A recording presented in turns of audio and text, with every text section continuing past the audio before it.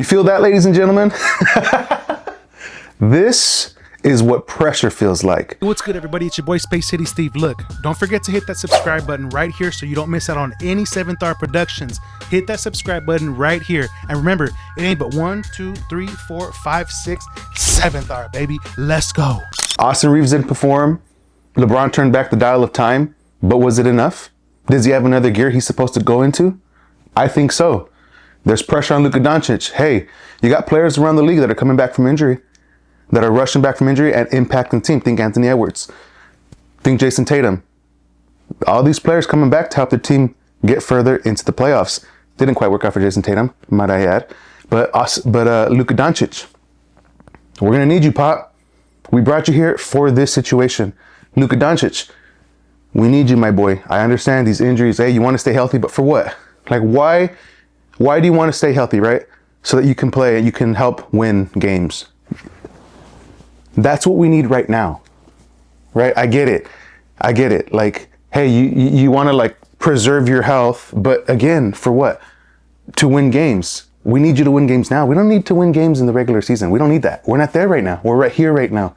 We have an opportunity. So I recorded a video talking about my thoughts about the game, and dude, I obviously haven't posted like a game one thoughts video. And the reason for that is because I pride myself in being a fan, of course, but a fan of competition, a fan of sports, a fan of gamesmanship first, which is why I happen to love the game of LeBron James, because of the mind of the game. You know what I'm saying? But anyways, golly, guys, I was way too emotional at the end of the game. And what I mean by that is like, this guy's trash, get rid of him, go over here. It was like, damn, all over the spot. And you know what? I think moving forward, so what? I'm going to post those videos anyway too, you know what I'm saying? But I was really disappointed because sincerely, I felt like the Lakers dropped an opportunity to steal a game. Steal game one, bro. Steal game one. And we'll see what version of the Lakers show up for game two. It's going to be very interesting to watch, because the thing about the Lakers is that at times I feel like certain players, maybe all of the players, they sometimes lack the hustle, right? Because as we were watching game one, let's kind of recap that game before I get into my thoughts for game two. That's tonight. Austin Reeves, that we're not like that experiment. I think we need to move on from the Austin Reeves experiment.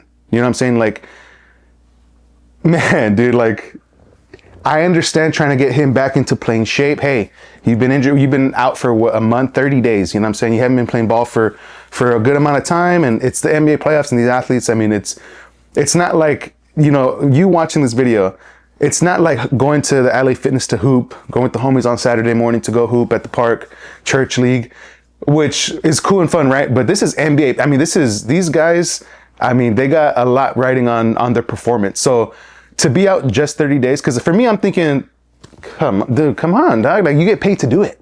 And honestly, that's not a terrible argument either. But I understood in the beginning, hey, let's try to get him simulated. And then we go to the Rockets series and he just couldn't find it. And then game one, the game was lost because of Austin Reeves. There's just no other way to put it. I understand that players on the Thunder had, some of the players didn't have great performances. Shai Gilgeous, for example, what an opportunity to force him to below 20 points. I think it's been a year. May of last year was it May? Anyways, it's been like about a year. I can't clearly remember the last time Shai has scored under 20 points. So the fact that we got him just under, that's a big deal. I don't care how it happened, right? I was watching Gil's Arena, which by the way is a fantastic podcast. And to be honest, man, they were grilling Rashad McCants, but they were missing the point. He was going on and talking about how certain players were winning, that had won their matchups. And he said Marcus Smart won his matchup on Shai Gilgeous.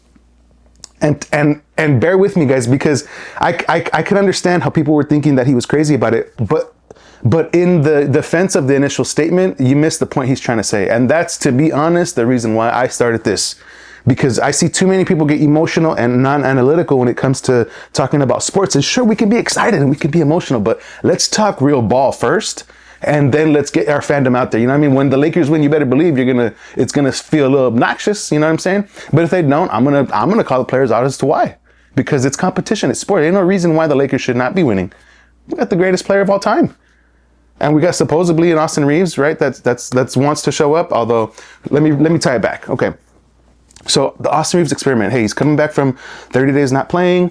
Didn't do nothing versus the Rockets, and then we tried him game 1, didn't work. But he lost us the game. That's the part that's important. It wasn't just that he just wasn't available. It's just he lost us the game. I mean, some of the decisions he was making, trying to throw alley-oops that were just way too high, some turnovers, even some shots that were just nutty. There was one shot that he shot and it was all wonky, and then he runs to go get the offensive rebound.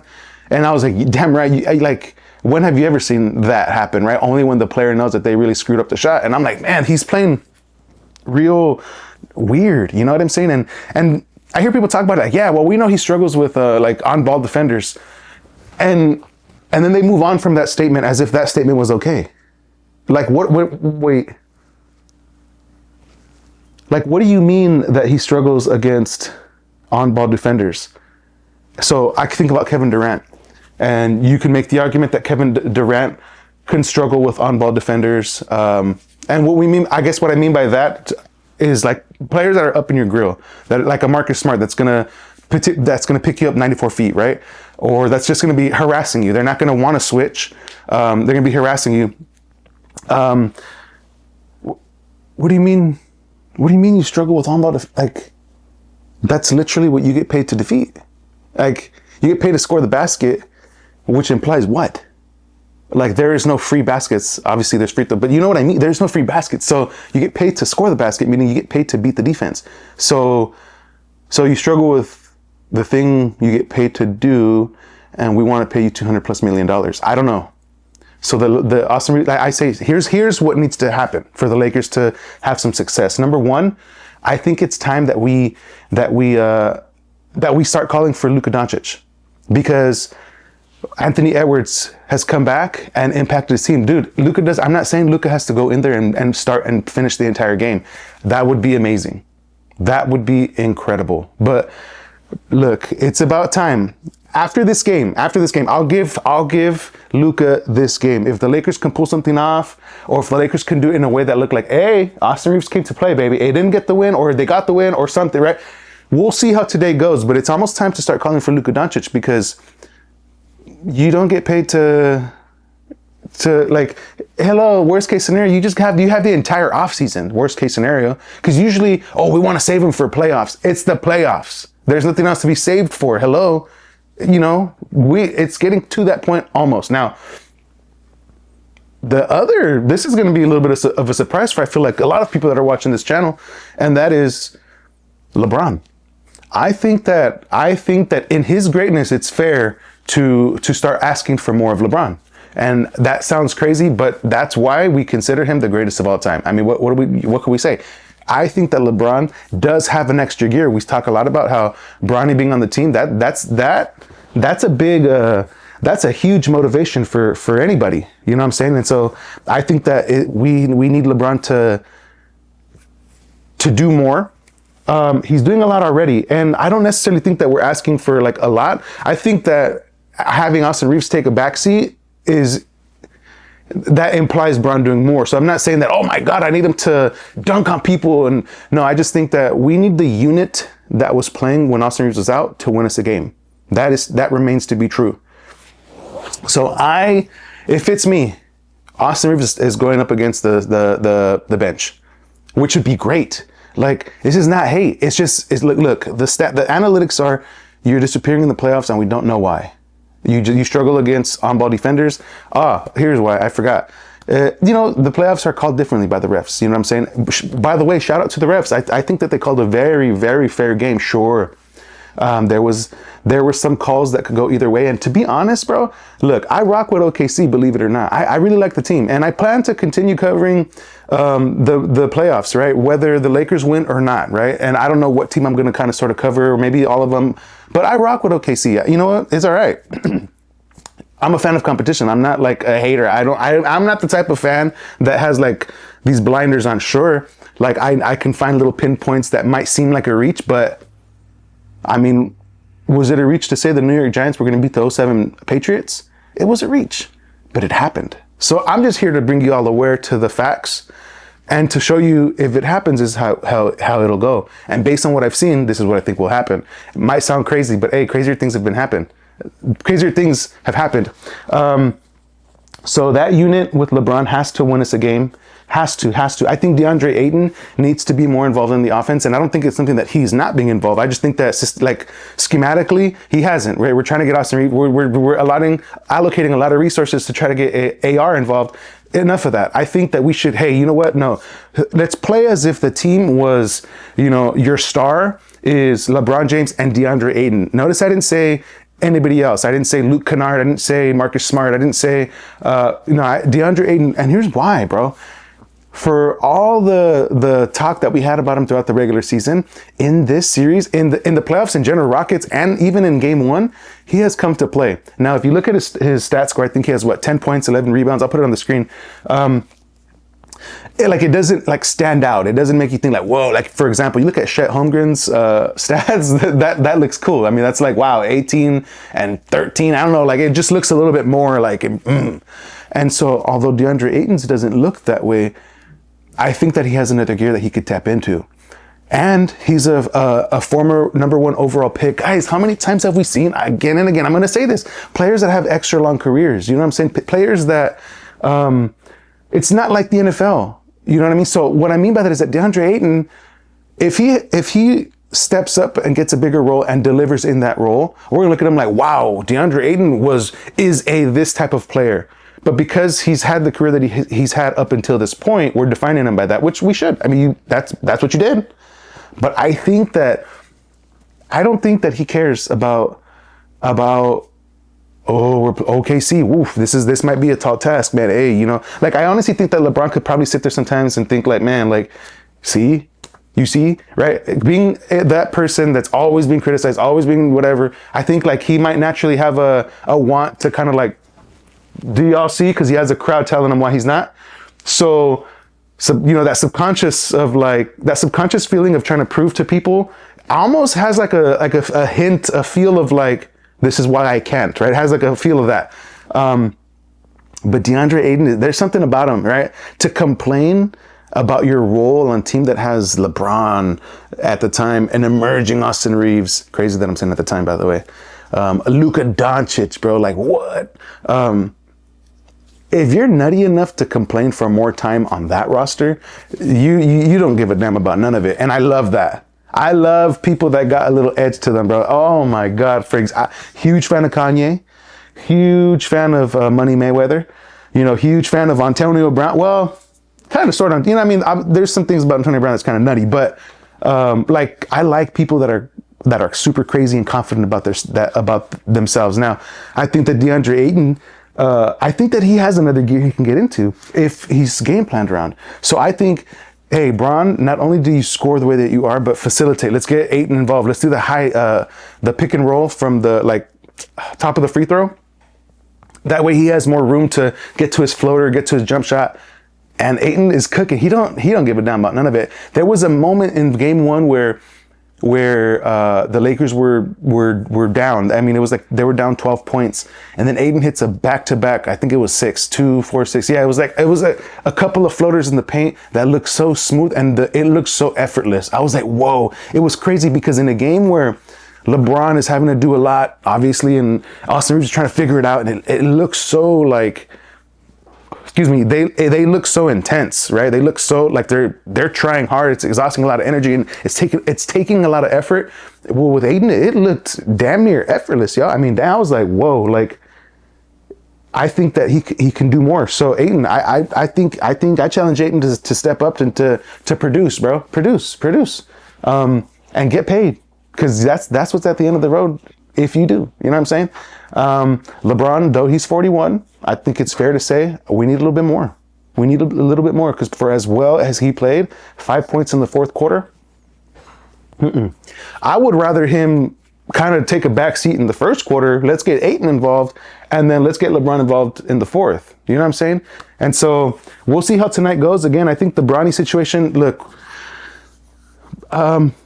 the moment is what worries me about putting Bronny in the game, because I do think that like if you could take the emotion on the moment out of it and it was just like, bro, think about Bronny is young, he's fast, he's explosive, he's strong, he's gritty. You know what I mean? Like he would be great to just put on somebody and just kind of like lock him up. But the moment this is an intimidating moment. This is a big one right here. But hey, you're on the roster. You know what I'm saying? Adu Thero, get some minutes out there, bro, because Jake LaRavia, the games that I was seeing from him, dude, like I said, I included him in a list on a social media post that I put in. Oh my God, folks have had so many comments to say about Jake LaRavia. And I think he was having impactful moments in the regular season. He's similar to the Austin Reeves situation. Funny that they're like homies and stuff. But Thero, bro, like the athleticism, that we need that, bro, because Vanderbilt going down, by the way, Vanderbilt going down was so catastrophic, bro. That was because, oh my God, bro, I was telling you guys, I was putting y'all on game. We got Marcus Smart, but we still have Vando off the bench, and that long, lengthy, aggressive. And what was cool about Vando, oh, look, is there a way that we could put a pad on his hand? Look, I don't mean to be insensitive to Jared Vanderbilt's injury, because, you know, like that's tough, bro, to have your fingers, your bone stick out the skin. But they said dislocated. They didn't say broken, so it's not like it's completely snapped, meaning obviously that hurts a lot, but after time it gets a little more like achy and sore. Or I don't know, you know what I mean? But like, I'm not trying to be insensitive, but can Vando come back? Like, put a glove on him, bro. Give him a big old, you know, that little foam finger, the number 1. Give him one of them. You know what I'm saying? So he can swat shit. You know what I'm saying? But like, because, oh man, having Vando out there, it was crazy to see like his rebounding. And then he's been working on getting to the bucket and becoming a little bit more of a slasher with that standing dunk. Like there was that one play. I mean, I don't know how many points he had in the game at the end of it all, but he had one standing dunk that I saw that I was like, wow, there was an energy about it that I was like, to get points off of a guy who's got the attitude on defense, that was really good. So him dislocating his finger that was crushing, to be honest, because he's got the length and he's got the defensive IQ. He's pesky when he's on the court. Vanderbilt's one of my favorite players, by the way, because when he's on the court, he's impacting things like, and it's always things that you don't see. Like he'll, for example, he's guarding his man, and then you see somebody with the ball at the top of the key that's not his man with the ball. And he's trying to like maybe looking around to make his decision, and then Vando kind of like will sprint at him and then go back and then cause dude to, and all of a sudden he throws the ball, someone else gets to steal, like one of those steals that you just tip it and take off, and you'll never see any credit. There's no steal assist. You'll never see anything for Vando, but it was him that saw it, like that caused it. And so because everyone else thought, oh, he's offense, he's not good on offense. I'm like, offense, bro,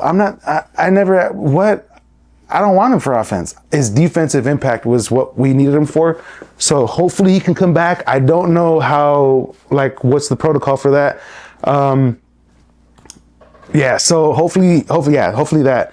Let me see. I feel like I'm almost ready to wrap up this video, guys, but what else? What can I say about tonight's game? It's going to be tough, man. Look, the Lakers, this game, you cannot roll over and let OKC steamroll you, dude, because like you got to watch out. It's not like, yes, we held SGA to a season low performance, 7 turnovers, under 20 points. But bro's MVP and potentially the reigning MVP, or the 2-time MVP, back-to-back MVP for a reason. You know what I'm saying? So the Lakers have to turn up. But by watching the game, my lasting sentiment was it did not look impossible. So Lakers fans, let's tune into the game tonight. Root hard for your team, and I'll see you guys after the game. And hey, if I'm hella emotional and if I'm saying that so-and-so's trash and we got to trade LeBron and we got to, it is what it is. You know what I'm saying? But that's part of the fun of it. So guys, don't forget to subscribe to the channel, and yeah, there's a lot more that happens on this channel than sports talk. You know, gameplays of Fortnite. I love to play that with my girl, 2K with my boy Zay, and just all the other stuff, the productions and vlogs and all that. So there's a lot going on the channel, so feel free to subscribe to that. Yeah, guys, I'll see you guys after the game. I believe that art lives within every soul, within you, and it's not just what you create, it's who you are. Seventh Aura exists to affirm that truth, to remind you and the world to embrace your inner creativity and to pursue your one wild and precious life. Every piece we make is an invitation that becomes a declaration of one simple truth. You are art. Head to SEVENTHAURA.com and explore the collection today. Because you are the art that the world needs.